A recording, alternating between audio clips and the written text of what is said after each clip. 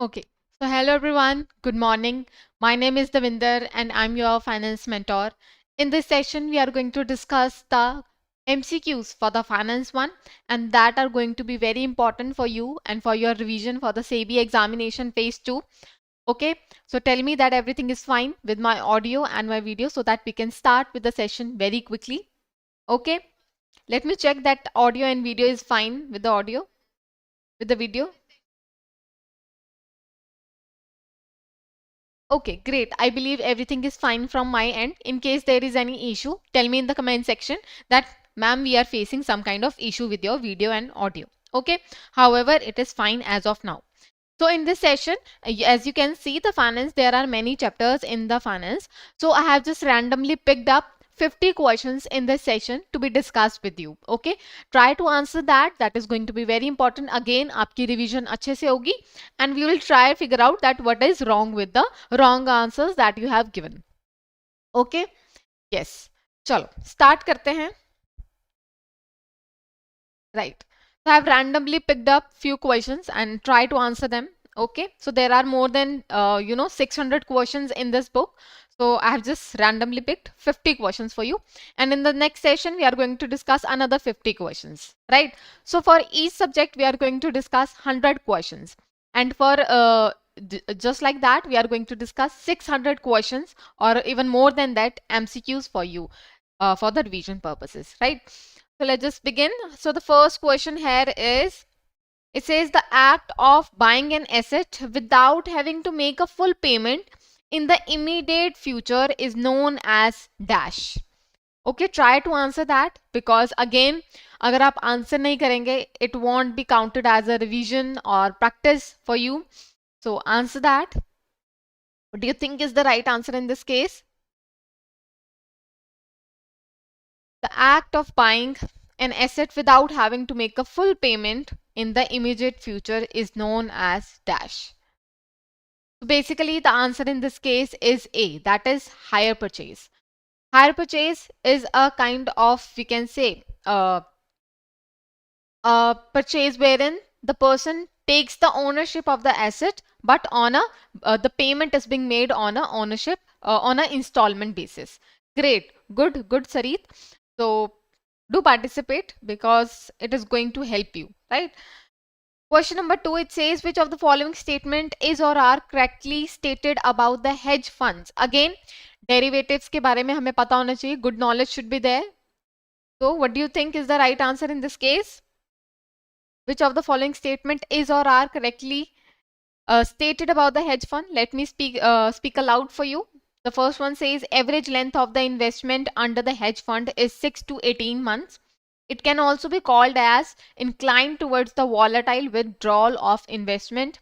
Hedge funds also make use of derivatives and leverage in domestic and international market to generate the higher returns. Option D, B and C are correct. Option E, A, B, C are correct. So basically, in this question, all the three statements regarding the hedge funds are correctly stated. Hence, option E is correct in this case. I hope you understand hedge funds. Obviously, hedge funds are the one which allows the investors to take risky avenues. They are being privately managed and the person gets higher returns by taking such high risk. ठीक है, privately pooled होते हैं, privately managed होते हैं these kind of funds, and the person invests with the objective of earning high profit, generate high profits. ठीक है, आगे चलते हैं. Question number 3. Below are some of the points given related to one of the schemes under PPP, public private partnership. Choose the correct scheme from the options. So scheme का नाम दिया, you have to identify the scheme. It says it supports the central and the state government and local bodies through the financial support up to 75% for development activities under PPP projects. The expense financed by it are later recovered from the private sector. Options are viability gap funding, India Infrastructure Project Development Fund, India Infrastructure Finance Company Limited, and D is foreign direct investment. इसमें E option नहीं दिया हुआ है, just don't worry about it. पर ये 4 options में से ही what do you think is the right answer?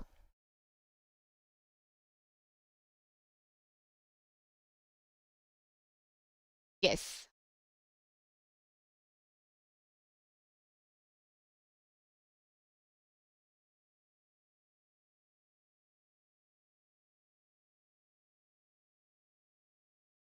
No, A is not a right answer. Viability gap funding नहीं है। वायबिलिटी गैप फंडिंग तब होती है when there is a gap in the economic and the social investment, यानी कि वो socially economically तो viable justifiable नहीं है, ठीक है, बट देखा जाए तो इकोनॉमी के लिए वो बहुत इंपॉर्टेंट है वो प्रोजेक्ट। तो उस केस में क्या करता है, जो गवर्नमेंट है वो खुद खुद डिग इन करती है, वो खुद आती है और पार्टिसिपेट करती है and try to figure out that gap and fill out that gap, viability gap funding. पर इसमें जो स्कीम का नाम है that is India infrastructure project development fund which is B. It is the, we can say, a scheme wherein which is supported by the central and the state government, and 75%, up to 75% of the financial support is been given by them in the PPP projects, and then later it is recovered from the private sector। फिर last में private sector से recover किया जाता है, but viability gap में ऐसा नहीं होता, रिकवर नहीं किया जाता बाद में, ठीक है। नाइन्थ का बी इज करेक्ट। आगे देखते हैं question number 4। Under the build operate transfer annuity BOT model of public private partnership, dash builds a highway operated for a specific duration and transfer it back to the dash। Okay, BOT I hope आप सबने PPP के projects के type जरूर पढ़े होंगे, and BOT is one of the basic model under the triple P, right. So what do you think, कौन build करता है and then it is being transferred back to whom? Options are government and developer, government public, state government and central government, developer and government, central government and state government. Yes. Question number 11।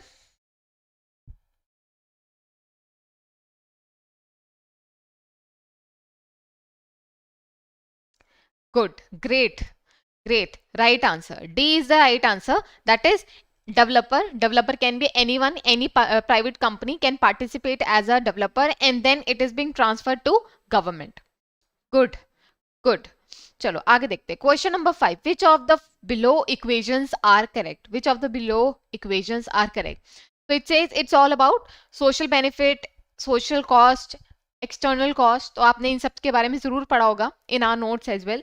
So it's talk about external cost is equal to private cost plus social cost, private cost is equal to social cost plus external cost, social cost is equal to private cost plus external cost, social cost is equal to external cost minus private cost, and social cost is equal to private cost minus private benefits। Okay, 12th का answer? No, D is not a right answer. D is not a right answer in this case. So basically C is the right answer। देखिए social cost की बात आ रही है, जब भी हम social cost calculate करते हैं it is a total of external cost and the private cost, ठीक है, external cost and the private cost. तो C is the right answer in this case. अगर हम इसी तरह से सोशल बेनिफिट की बात करें तो any kind of private benefit that I am getting plus the external benefit that I'm getting, the total of these two becomes the social benefit, ठीक है, social cost and social benefit। आगे देखते हैं what does it refer to? It's a bankruptcy law of India that seeks to consolidate the existing framework by creating a single law for insolvency and bankruptcy। It was enacted to provide a time-bound process to resolve insolvency among the companies and the individuals। Right. So your options are Debt Recovery Tribunal, ARCs, Asset Reconstruction Companies. B is IBC 2016, SARFAESI Act, and then Insolvency Act।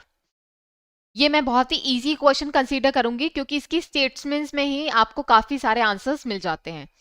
Great, good job, good job. Yes, IBC is a right answer। Insolvency and Bankruptcy Code is a code that allows is a single law for dealing with insolvency and bankruptcy issues, or we can say जो भी हमारे issues होते हैं उनको देखता है और companies को देखता है, right, and they provide the time bound resolution for the same. आगे देखते हैं। Okay, dash is one of the a dash is one where laws have been identified by the bank or internal or external auditor or the RBI expansion, but the amount has not been written off fully. Yes. What is the right answer?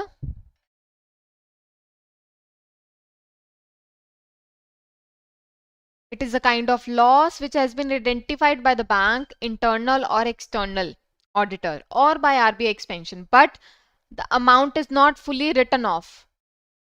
ऐसा कौन सा loss है जो bank कभी कभार assess करता है, RBI assess करता है, बट बैंक फिर भी उसे असेस करने के बाद रिटर्न ऑफ नहीं करता? What kind of loss is this? It is a standard asset, by stand asset, doubtful asset, loss asset या फिर लोन एसेट? देखिए, लोन एसेट तो हो ही नहीं सकता. Loan is a kind of asset for the bank and it is not a loss, तो ये तो अपने आप ही साइड पे हो गया. फिर आता है आपका स्टैंडर्ड एसेट्स. स्टैंडर्ड एसेट्स यानी कि लोन जो कि स्टैंडर्ड है.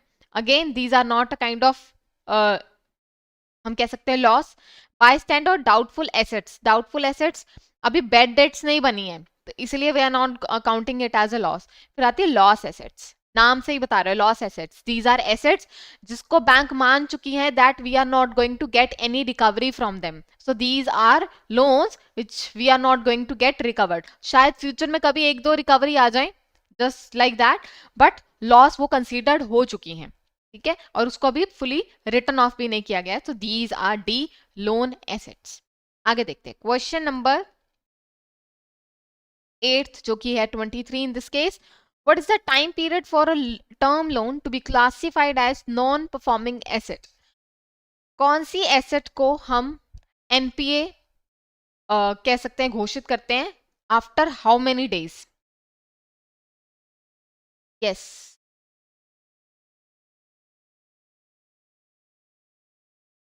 Question number 23. I'm not getting your answers.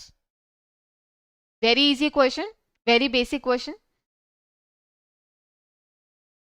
So basically in this case 90 days. After 90 days a asset or the loan asset is considered to be a NPA, that is non-performing asset. It is being due for last 90 days. We will consider it as NPA. No, 365 days is not the right answer. 90 days के बाद जब loan due रहता है, उसकी installments EMIs dues रहती हैं, then only we consider it as non-performing asset. कि अब तो more than we can say 3 months are there that this loan is not performing well. ठीक है, तो ये कुछ बेसिक सी चीजें आपको पता होनी चाहिए. Okay, question number 9. Which of the following statement is correct, incorrect regarding the 5:25 rule scheme? Again ये बहुत ही बेसिक है, स्टैटिक है. 5:25 rule of RBI. What do you think, what is the right answer in this case? मैं statement आपके लिए पढ़ देती हूँ. The 5:25 scheme was introduced in August 2016. 5:25 is also known as flexible structuring of long-term projects loans to infrastructure and core industry. 5:25 scheme envisaged banks to refinance or sell out their long-term projects loans after 5 years so that the borrower and the lender do not face any kind of difficulty. And then 5:25 was introduced by RBI. हमें incorrect statement निकालनी है. Incorrect.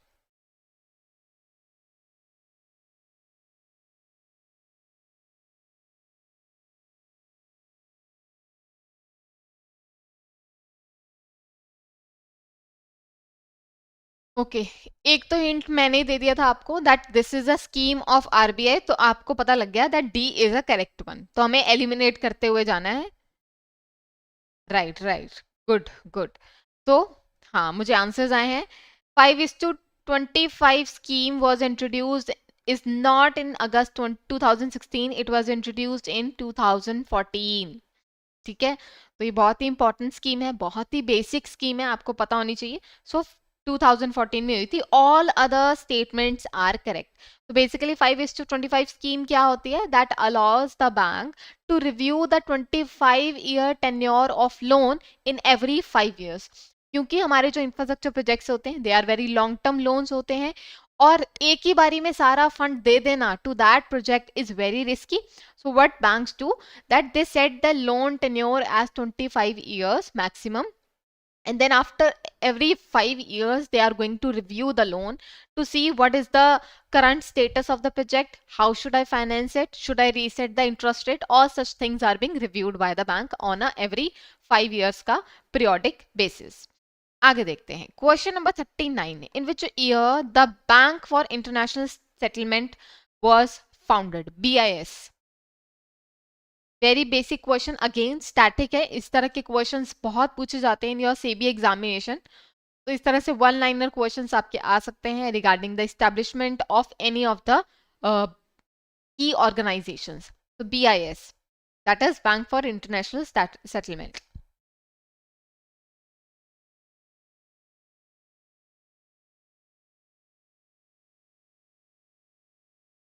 Question number 39.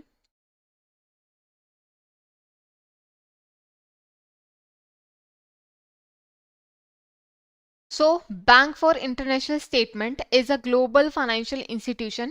It is headquartered in Basel, Switzerland, and it was established in 1930. A. Not in 1940. D is the incorrect answer. So 1930 में this was established. Right. So I hope आप इसे याद रखेंगे. Again ये question आ सकता है, इस तरह के क्वेश्चन और पैटर्न देखे गए हैं in the past year examination. आगे देखते हैं. How many sub categories are there under the special mention account, SMA? So there are how many categories of SMA for a bank? Yes, what do you think is the right answer?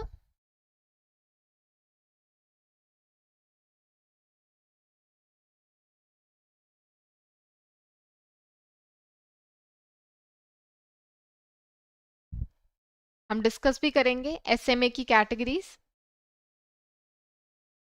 No, D is not a right answer. Three categories होती हैं. A, 3 categories of SMAs are there. तो कौन कौन सी categories होती हैं SMA की? पहले तो एक कैटेगरी होती है SMA 0, SMA 1 and then SMA 2. SMA 0 उसे माना जाता है, उस लोन को माना जाता है which is due for last 1 to 30 days. SMA 1 कैटेगरी में उसे माना जाता है which is due for last 31 to 60 days.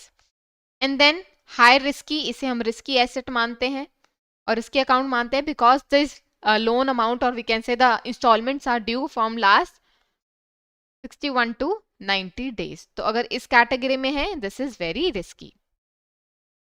Okay, आगे देखते हैं. In which of the following years was Basel 3 introduced?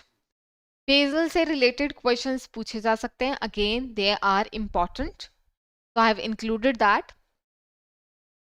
Which of the following years was Basel III introduced?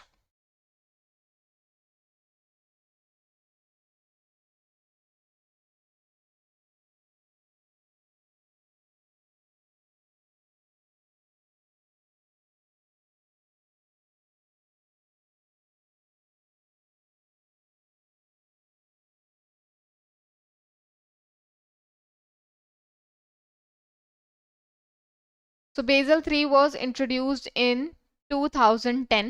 Basel III is a set of reforms that is being set up by the Basel Committee. They strengthen the banking supervision and they also regulate and manage the risk of the banking sector. So this Basel III is very important. What percentage of capital adequacy ratio is required under Basel III in India? तो बहुत ही basic सा question है. मैंने क्यों डाला है? क्योंकि ये एक ऐसा रिक्वायरमेंट है CRAR जो हर एक बैंक को have to maintain. So this can be asked, this basic question can be asked, तो मैंने इंक्लूड किया इसे.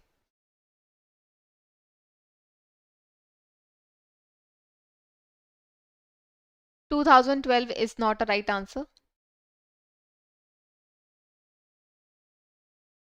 इसमें क्या है? A is the right answer. Around 12%. अभी कितना है? 12% CRAR must be maintained by each and every bank on an average basis.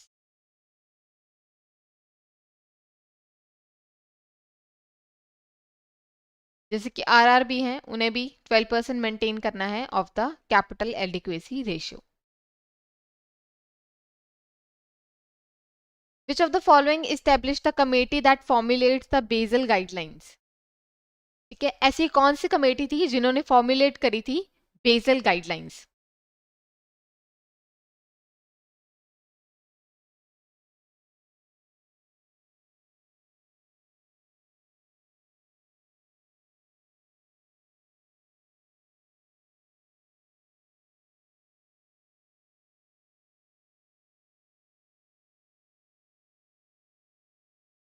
Question number 14.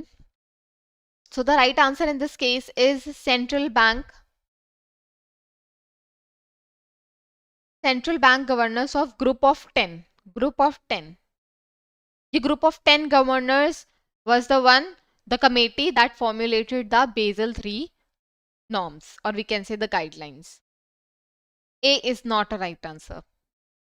कोई बात नहीं, ये एक बहुत ही अच्छा वे है of doing mistake and learning from your mistakes. So even if you are giving wrong answers, do not feel demotivated or do not feel like कि कोई भी आंसर सही नहीं आ रहा. You just need to participate, क्योंकि participate करने से क्या होगा, that you will understand that I was wrong here. और this is a very effective way of learning. Again, ये आपको याद रहता है for a longer period of time. ठीक है? With reference to the Basel III, P and CPS are dash. So what P and CPS stands for? What P and CPS stands for? So basically यहाँ पर तो आपको reference basal 3 की दी हुई है. It can be directly catering to the requirement of P and CPS कि P and CPS क्या होता है और what this stands for. तो जरूरी नहीं है कि ये बेसल 3 से ही पूछा जाए. This can be asked like this only. ऐसे भी randomly पूछा जा सकता है in your examination. Yes. With reference to Basel III, P and CPS are in the nature of capital, qualifies for the tier 2 capital, debts qualifies for the tier 1 capital. Sorry. Debts qualify for the tier 2 capital in the nature, D is in the nature of capital and qualifies for tier 1 capital.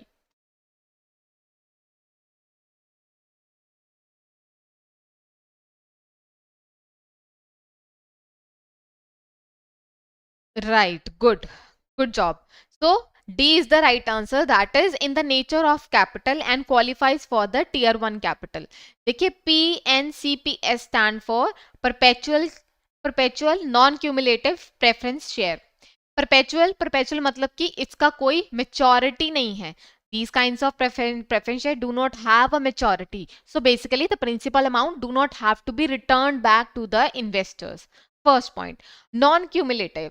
Even if a coupon is being offered in these preference shares, if once it is not given, or we can say not provided to the investor in a particular period of time, then it cannot be reclaimed by the investor. Once it is left out. मतलब कि वो छोड़ दिया जाता है. It is not being, हम कह सकते हैं क्यूमुलेट नहीं करता कि हमने पिछली बार ही नहीं दिया था, now we are cumulating the bond, this shares coupon, and then we are giving it to you. So perpetual non cumulative, and then preference shares तो हम सबको पता ही है preference shares क्या होते हैं. So these are considered to be capital. They are in the nature of capital. Company इसे अपना capital ही मानती है because it has never need to be returned to the actual investors in this case, and then it is a part of your tier 1 capital. Great. So आपसे इसका full form भी पूछा जा सकता है P N C P S का, that is perpetual non cumulative preference shares. Good job. आगे चलते हैं. मैं तभी साथ के साथ थोड़ा बताती जा रही हूं so that you can remember things. Okay. What does it refer to? It is a Government of India company set up under the Section 20 of the SARFAESI Act 2002. It was established to discourage and prevent the practice of taking out various loans from several banks using the same asset or property. तो मैंने इस तरह के question include करे हैं statement wise ताकि आपको साथ में साथ थोड़ी सी नॉलेज भी मिले and you can guess the we can say in this case जो भी एक्ट है, जो भी कंपनी है, वो आप इसे रिकॉग्नाइज कर पाए। तो ऐसे स्टेटमेंट बेस आपको नॉलेज भी दे रहे हैं एंड आपकी नॉलेज बढ़ा भी रहे हैं। Yes, question number 66, what is the right answer in this case?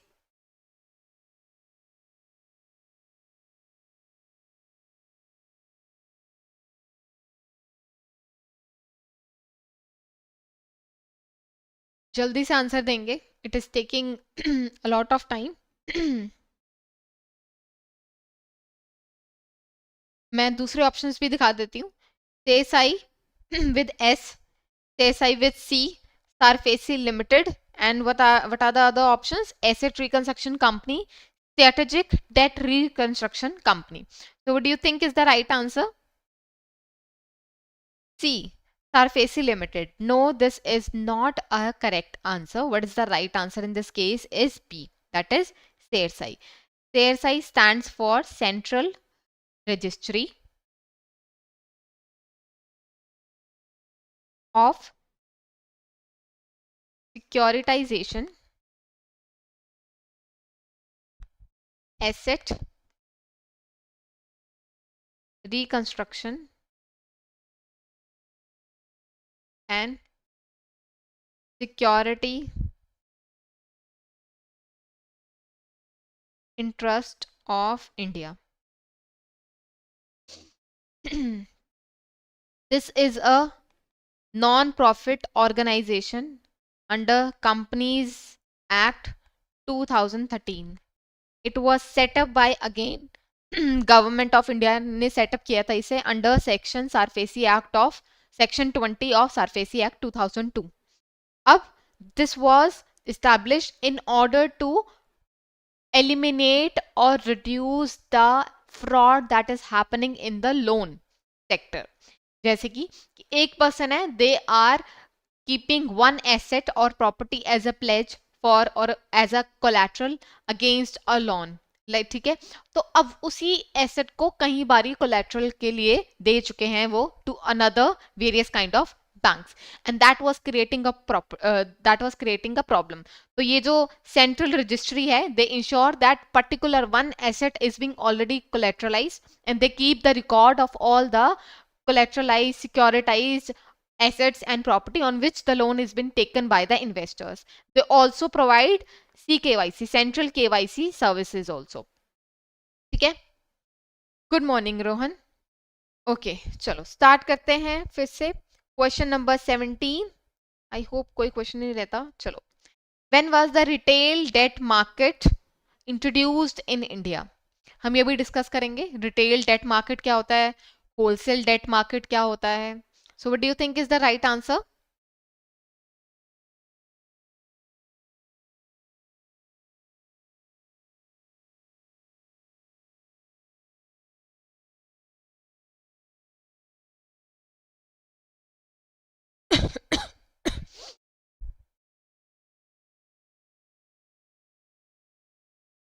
Yes, question number 75, retail debt market कब इंट्रोड्यूस हुआ था? Retail debt market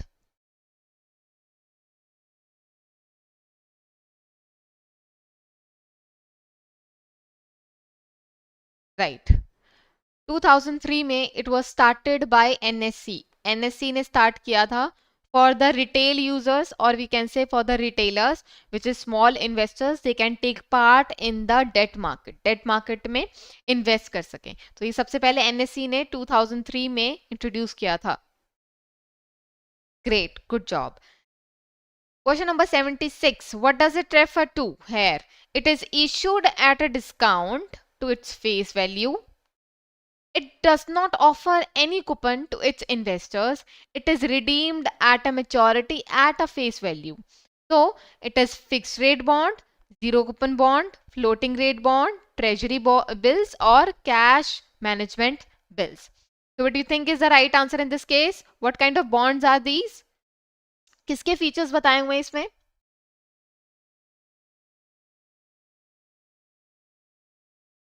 Great, good job. So, zero coupon bond. As the name tells you, these are the kind of bonds which offers you zero coupon. That is, there is no coupons that are being offered here. Good job. ठीक है. Question number 77. Which one of the following organization came out with the concept of deep discount bonds? अच्छा, एक line में मुझे ये भी बताएंगे, नाम तो वैसे आपको समझ आ ही रहा है, बट मुझे फिर भी एक लाइन में बताएंगे what are deep discount bonds and who is the first organisation who came out with the concept of deep discount bond? Concept किसने निकाला था? आरबीआई ने निकाला था, सेबी ने निकाला था, इडबी ने निकाला था, नबार्ड और SIDBI? What do you think is the right answer?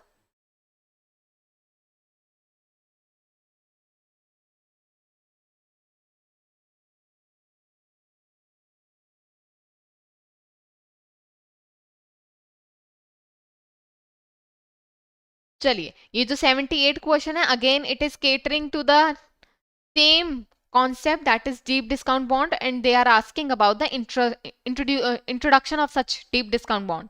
तो इसका आप ईयर भी बता दीजिए दोनों क्वेश्चंस का, और मुझे वो भी बता दीजिए that who is the one who came out with this concept. Good good. More than 20% discount, good. 77, no, RBI is not a right answer. SIDBI is not even a right answer. So basically दोनों के answer अब मैं कैटे करूंगी यहाँ पर. Yes. Good, good. You are right with the year. Correct. So 1992 में पहली बारी इडबी ने निकाला था. इडबी ने इंट्रोड्यूस किया था this concept of deep discount bond. IDBI stands for Industrial Development Bank of India, wherein more than 20% of the discount being offered on the face value. On the face value. Good. चलो आगे discuss करते हैं. When was the wholesale debt market introduced in India? So wholesale debt market is a kind of debt market wherein the loan, or we can say the money is being raised for a longer period of time from at a large amount. तो यहाँ पर जितनी भी large institutions हैं, they are the one who is actually participating, and यहाँ पर retail users और retail investors की पार्टिसिपेशन नहीं होती है. Right? So wholesale debt market is a debt market wherein long-term loans are being taken at a large value from a institutional investors rather than retail investors. This facility was introduced in dash year. ठीक है, तो आपके पास option है 24th December 1993, 1992. What are the other options? 30th June 1994, 12th February 1994, and 15th July 1992. Yes. Question number 74.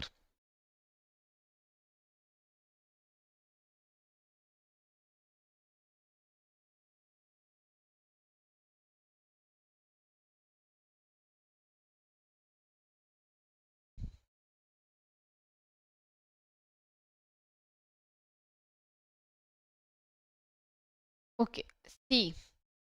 Right. C is the right answer. So basically, at this time, first time screen based facility introduce करवाई गई थी through this for this WDT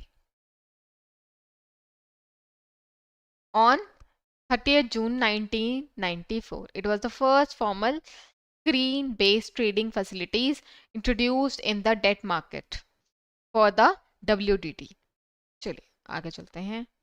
Okay, what are the different factors that can affect the bond yield? Bond yield को effect करने वाले कौन कौन से factors हैं यहाँ पर? Par value, coupon rate, maturity, market price, all of the above.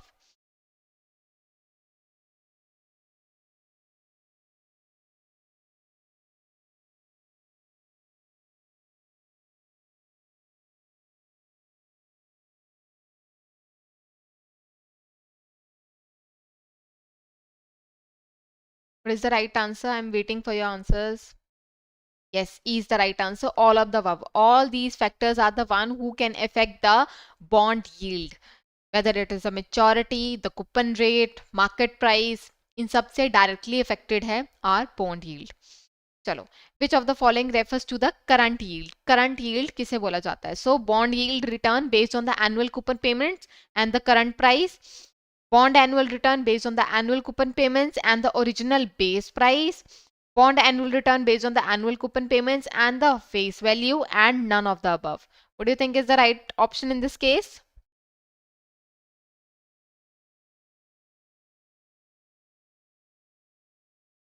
Very easy question. I hope ये छोटे मोटे कॉन्सेप्ट्स जो हैं हमारे बॉन्ड यील्ड के, yield, current yield, they are very important, yet they can be very tricky at the time when they are being asked in a very tricky language. So again, yes, A, यानी कि current price पर depend करता है the current yield based on the current price. Good good. और annual coupon payment पे depend करता है. Which of the following refers to the risk that occurs when asset are sold before their stated maturity. कौन सा risk consider किया जाता है when we sold the asset before the maturity, before the maturity is being attain of that particular asset. So is it a basis risk, yield curve risk, price risk, interest rate risk, or embedded option risk?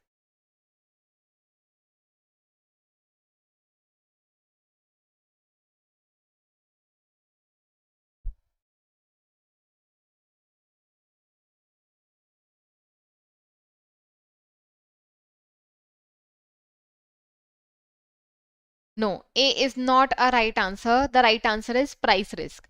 See, someone is inclined to sell their assets before the maturity only if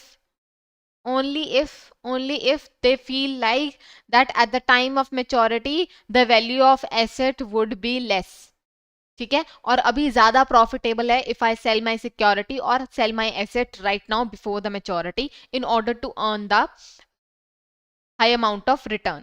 So basically price risk is the one they are trying to hedge here, or we can say mitigate here while selling the security or asset before the maturity. Yield curve is a line graph drawn using the following data of a particular instrument. कौन से दो factors और कौन से दो हम कह सकते हैं डेटा पॉइंट्स को हम लेते हैं in order to make a yield graph. Yield curve graph बनाने के लिए कौन कौन सी दो चीजें हमें चाहिए होती हैं. तो C is the right answer for the above one. Price risk का बता रही हूं मैं. ठीक है, कोई कंफ्यूजन हो तो मुझे बता देना. I hope I have made my self clear in the above questions. Yield curve line graph, again very easy question. जब भी हम यील्ड ग्राफ बनाते हैं, yes, on the x-axis we keep maturity and the y-axis we keep yield. So A is the right answer. Great everyone. Question number 96. FCCB is a type of convertible bond issued in a currency different than the issuer's domestic currency. What FCCB stands for? What FCCB stands for? 96.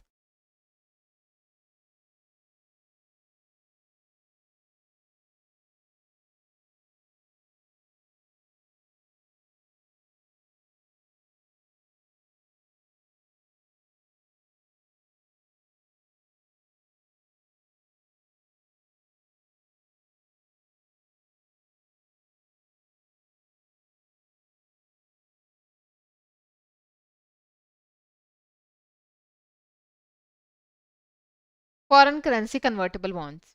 Good. I hope मुझे इसके बारे में कुछ समझाने की जरूरत नहीं है. They are being already stated. ठीक है, a type of convertible bonds issued in a different currency of the domestic currency of the issuer.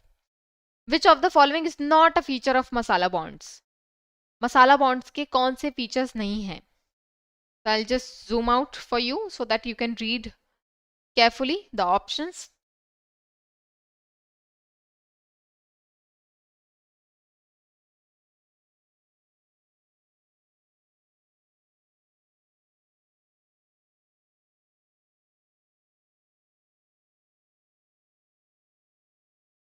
Yes, masala bonds are rupee dominated but settled abroad.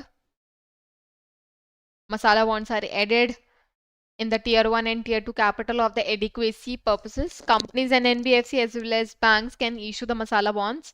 And masala bonds were introduced by the Asian Development Bank in 2014 to provide the additional sources of funds in India. Incorrect statement बतानी है हमें. Incorrect feature बताना है. C, right. You are right. Think once more. Yes. Companies and BFC cannot issue the masala bonds. So this is an incorrect feature of the masala bond. A person is being appointed as a managing director in maximum companies of dash. कितनी maximum companies में it can be a managing director?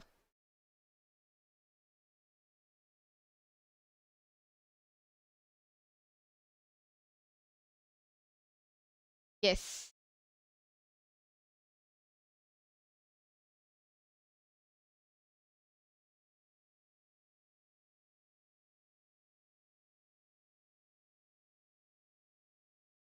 Great. Good job. 2. Maximum of 2. Great. 101. Who is considered the father of corporate governance? देखिए, वैसे तो corporate governance आपका management में आ जाता है, right, but it somehow touches the grounds of finances as well, क्योंकि banks में भी कॉर्पोरेट गवर्नेंस इंश्योर की जाती है, कंपनीज में भी कॉर्पोरेट गवर्नेंस इंश्योर की जाती है, और SEBI is all about companies, companies act, management किस तरह से होती है. So I have included that few of the questions in this session as well, तो ताकि आपकी अच्छी से रिवीजन हो सके. ठीक है, तो who is the father of corporate governance? Very easy question. I think हम बहुत बारी पढ़ते हैं और हमारा हर एक आंसर शायद इसी से स्टार्ट होता है. When ever I right about the corporate governance, whether I teach about the corporate governance, it starts with it.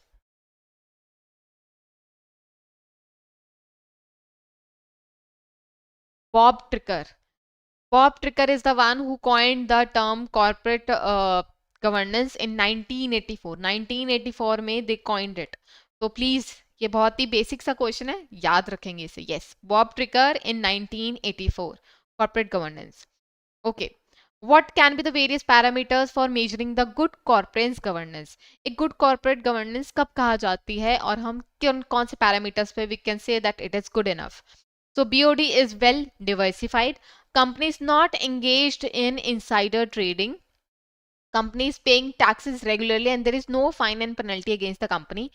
A and B, A, B and C. Very easy question.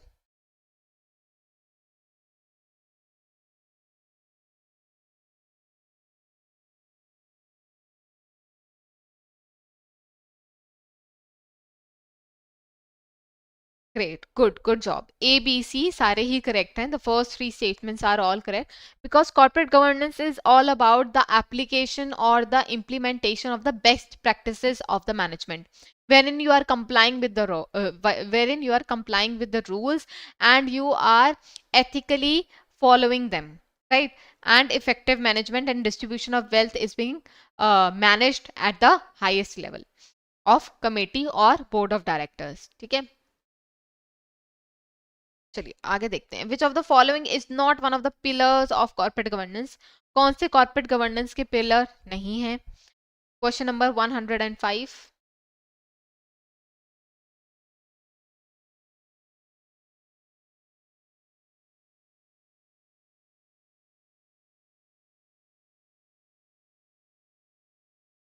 Right, good job, great. Flexibility is not one of the pillar of corporate governance. There are 5 pillar of corporate governance: accountability, fairness, transparency, independence. And what is the fifth one? कौन सा missing है fifth one? बताइए. Ethical code of conduct. This is what is missing here, right? I hope आपको पता होंगे 5 pillars of corporate governance. ठीक है, the primary stakeholders are customers, suppliers, shareholders or creditors. What do you think are the primary shareholders? Stakeholders, sorry. Stakeholders and stakeholders. There is a difference between a stakeholder and a shareholder.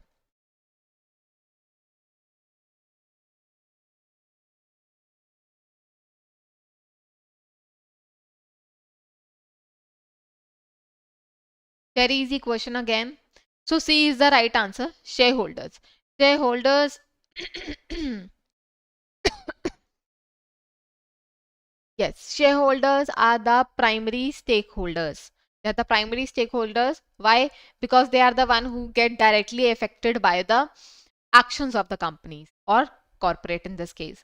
So these are considered to be primary stakeholders. After this, all other stakeholders are customers, suppliers, and creditors. Again, they are being affected by the company's action, but not very, we can say, in a direct manner. Chalo. What is the name of the processes in which an employee informs another employee or any senior authority or any external person about the potential unethical behavior? जी. Again, concept है इसमें जो आपका companies में भी बहुत refer होता है और ये पूछा भी जा सकता है in the examination. So we are currently doing question of 114th.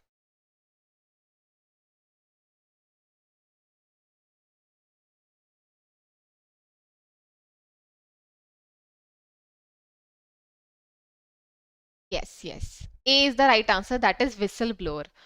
Whistleblower is a person who confidentially talks about the unethical behavior on unethical operations that are being conducted at a single company, in a particular company, and then they talk about it to any external person or anyone who is being entrusted with such confidentiality, and they are going to take actions on such companies. Yes, Section 177 of the Companies Act whistleblower. Think once more ने ये mention किया है. Good, good job. तो ये वाली जो आप practices हैं जहाँ पर आप extra information देते हैं regarding a particular concept, this is again a very good practice because you are learning क्योंकि आपने एक बार ही लिख दिया है and then the other person is also reading it. जो भी आपके comments हैं, they are reading it. So that is again a learning for them. So this is how the collective learning is being done. Which of the following factors affect the corporate governance? Corporate governance को कौन कौन से factors affect करते हैं? Insider trading, ownership structure, addressing grievances of stake holders A and B और A B and C.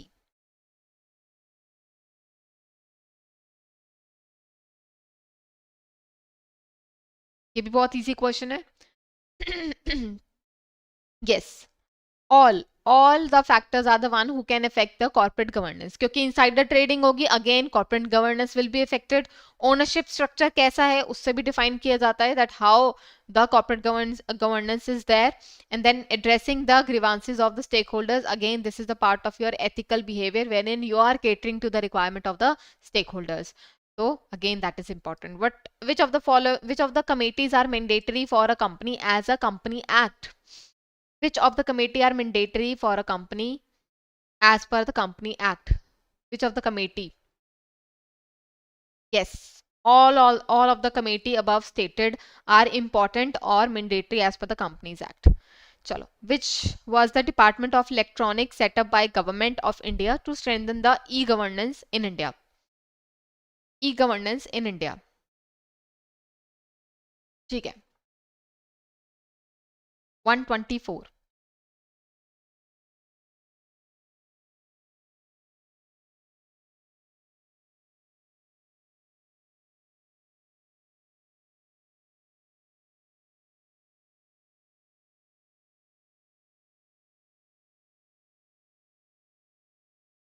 Yes, in 1970, Department of Electronics was one of the biggest step towards the e-governance of India. It was established in 1970 as it brought information and its communication in focus.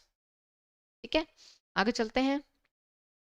Which of the given statement is or are not associated with the derivatives?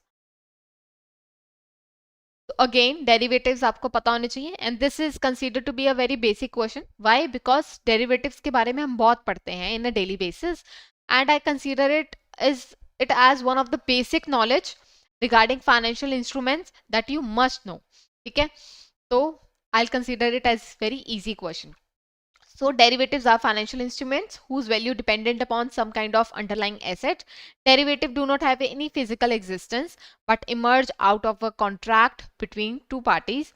Derivative do not have a value of their own but their value is turned depend on the value of the physical asset which are called as underlying asset. All of the above questions are correct or none of the above are correct in this case. Yes. D is the right answer. That is all the statement are correct here. D, all of the above. Good job. Great. तो आपको basic तो आते हैं, basics तो आपके clear हैं, तो good job, congratulations. तो what does it refer to? What does it refer to? तो क्या किसके बारे में इंफॉर्मेशन दी हुई है? They are saying it is an agreement to buy or sell an asset on a specified date for a specified price. It is customize contract between the two parties. तो आपके पास दो फीचर्स दिए हुए हैं, that it is being a kind of buy or sell contract है, specified date पे specified price पर होगा, and it is customize in nature. Customize है in nature. Based on the feature, what do you think what kind of derivative it is? Future contract, forward contract, swaps or options?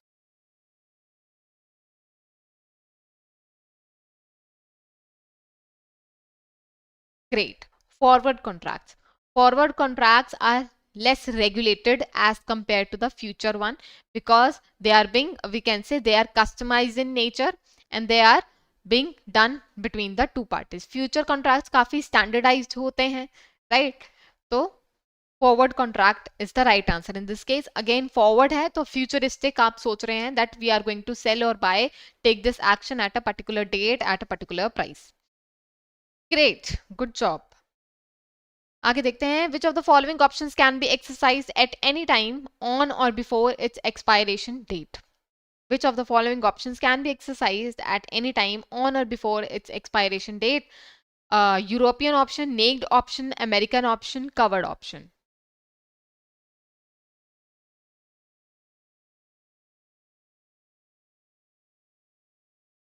Futures are standardised. Over the counter होते हैं forward. Right, I was forgetting that terminology. Over the counter, right, over the counter होते हैं तो मतलब कि they are not being secured by a third party. Good, very good. American options are the one which are being exercised anytime on or before the expiration date. So yes, American options are the right option in this case. आगे देखते हैं. Which of the below terms correctly describes the option backed by the asset which is owned by the option writer, which is being owned by the option writer?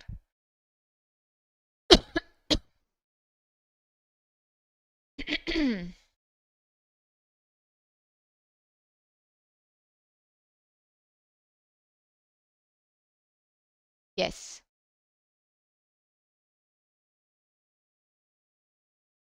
ये भी बहुत easy question है. Covered option के बारे में हम पढ़ते हैं, नेक्ड ऑप्शंस के बारे में पढ़ते हैं.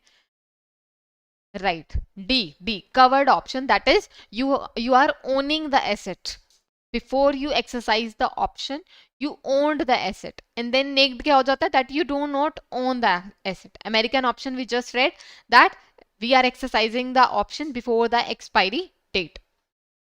ठीक है, गुड गुड गुड जॉब. आगे डिस्कस करते हैं. जो नेक्स्ट हमारे 50 क्वेश्चंस होंगे उसमें मैं इंट्रोड्यूस करूंगी, कोशिश करूंगी कि और भी नंबर ऑफ चैप्टर से क्वेश्चंस इंट्रोड्यूस किए जाएं. Yes, okay. What is the difference between a spot price and the future price of an asset called? चलो, margin, basis, spread, swap, contango. What do you think is the right answer in this case? क्या difference है दोनों में, spot price में और future price में? I think इससे related एक पास्ट ईयर पेपर में क्वेश्चन भी आया था. अगर आपने पास ईयर एनालिसिस किया हुआ है then spot price future price में क्या डिफरेंस है, इस तरह के क्वेश्चंस बहुत पूछे जाते हैं डायरेक्टली. और शायद अभी आया भी था आपके फेज 1 में, कुछ मार्जिन से रिलेटेड आया था, राइट?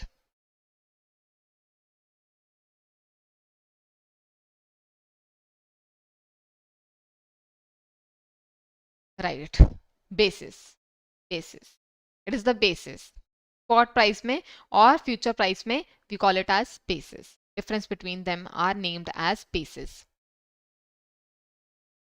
चलिए, the establishment of finance commission is covered under which of the article of constitution?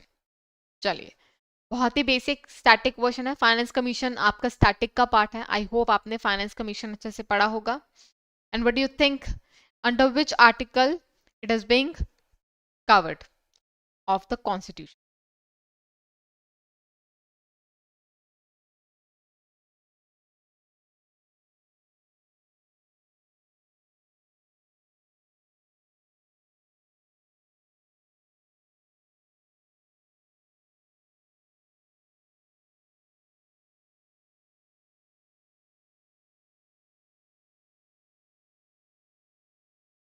No, not 380. It was established under the Article 280 under the Indian Constitution by the President. It was created to define the financial relation between the center and the state. This was formed in 1951. ठीक है, मैं लिख देती हूँ. It was created in 1951. तो ये कुछ basic facts हैं जो आपको पता होने चाहिए. And which one is the right answer? This one. D. 280 article of Indian Constitution. Finance Commission. ठीक है. Okay. Okay. The first finance commission came in which of the following mention here. चलो मैंने वही आंसर कर दिया आपको first में ही. चलो तो हमें लर्निंग हो गई कि मैम 1951 में was the first year wherein finance commission came. ठीक है, चलिए आगे चलते हैं. Fintech is a technology-enabled financial innovation that could result in new business models, application, processes, or product with an associate material effect on financial market and institution. Out of the following option, which are the different limitations of fintech? आपसे fintech की limitations पूछी गई हैं.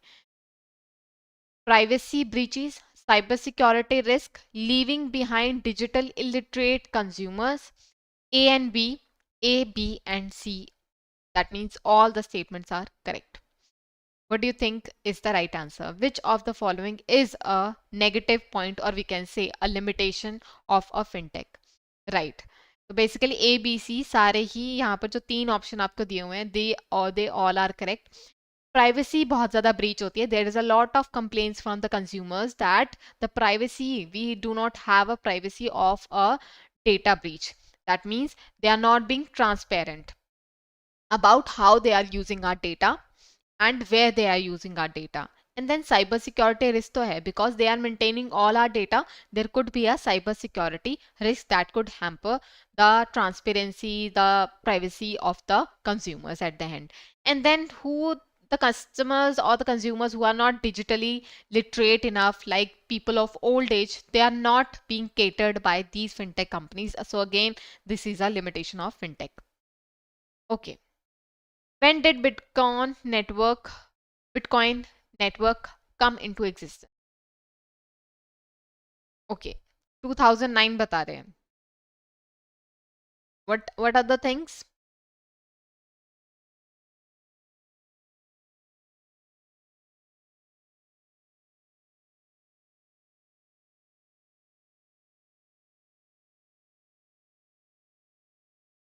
Right. 3rd January 2009 में this was introduced. Good. आगे देखते हैं. Okay. Which of the following statement correctly describes the indirect rate in foreign exchange? Direct rate होता है एक फॉरेन एक्सचेंज में और एक इनडायरेक्ट रेट होता है. So indirect rate, what do you think is the right? In this case, the rate quoted with the units of home currency kept fixed. The rate quoted with the unit of foreign currency kept fixed. The rate quoted in terms of third currency. A and B and B and C. Which one is correct?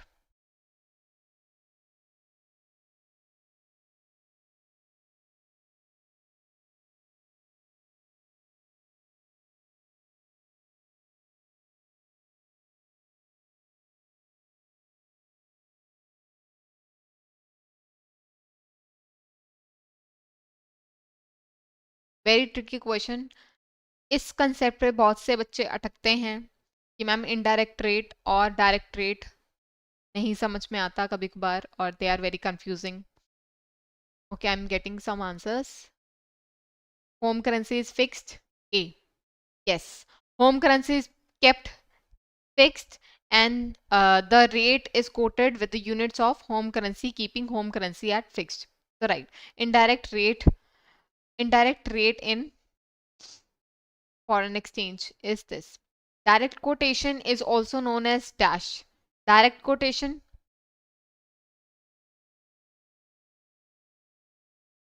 What is direct quotation in this case? Wherein home currency quotation, foreign currency quotation, American quotation. Direct quotation को और क्या बोला जाता है?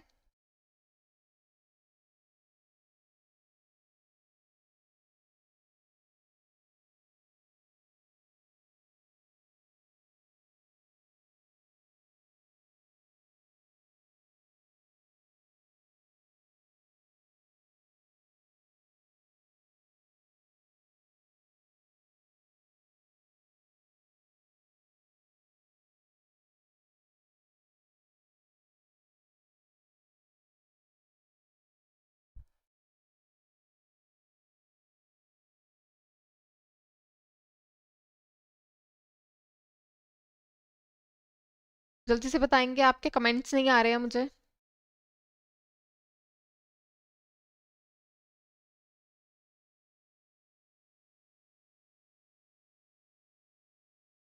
Late me check.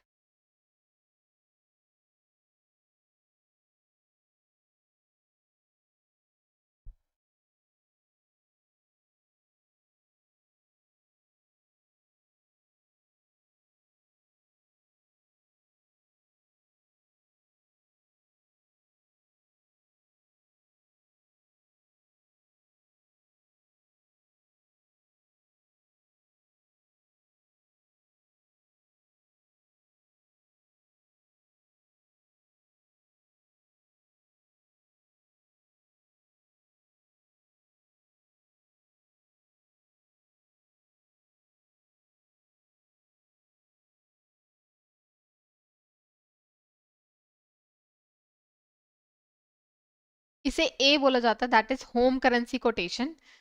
It is the amount of domestic currency for buying required to buy 1 unit of foreign currency, इसलिए इसे home currency quotation भी कहा जाता है। ठीक है, so A is the right answer, foreign currency quotation is not a right answer in this case. ठीक है, when was special drawing right created by International Monetary Fund was introduced? Created by International Monetary Fund, SDR. A is the right answer. Foreign currency quotation is not a correct answer.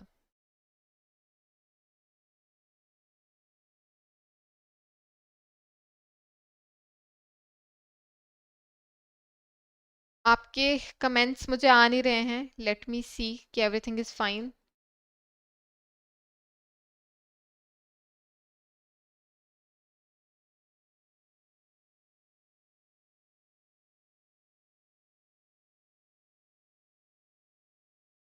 Late me see what's wrong with it.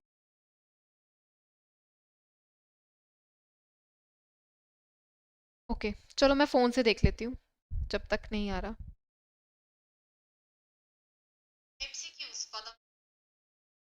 ठीक है, 1974 बता रहे हैं, 1974। Yes, so 1969 is the right answer, 1974 is a incorrect answer. ठीक है, चलो आगे चलते हैं। B is the right answer. Okay, which of the following currencies has the largest weighing in determination of the value of SDR?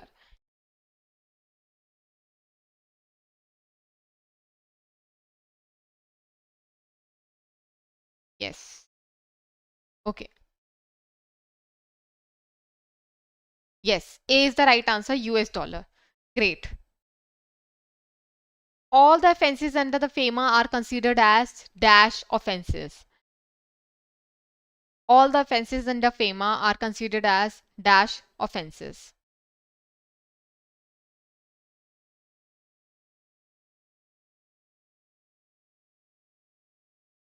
Yes. Is it a criminal offense, civil offense, both A and B, and neither of A and B? So criminal offense है या फिर civil offense है?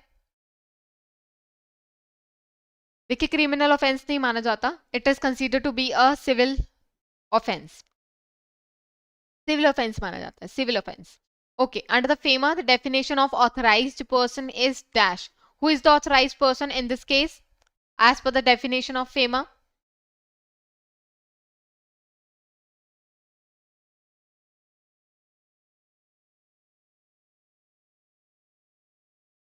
Okay, are they authorized dealers, money changer, offshore banking units, A and B, or A, B and C?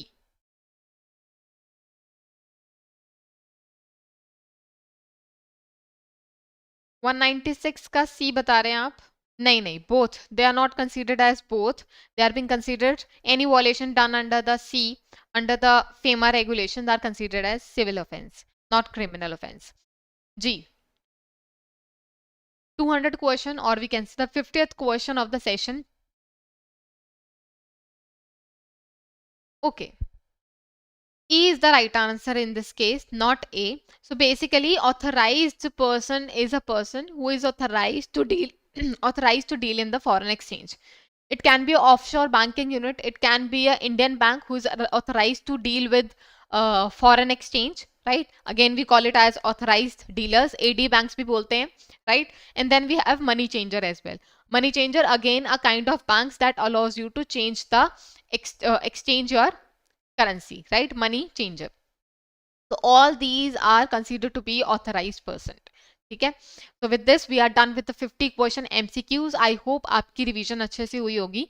In case you have any doubt with regard to this MCQs, I'll try to resolve that as soon as possible in the comment section. आप comment section में अपना doubt डाल सकते हैं and I can resolve it. Right? And I hope the session was good. And goodbye everyone. Keep on doing the practices for the MCQs for all the subjects. And now, from now onwards, you are going to get MCQ sessions for other subjects as well. So do join and do participate. These are going to be very helpful for your revision as well and for your examination as well. So with this, I'm ending my session and best of luck and have a good day. Goodbye everyone.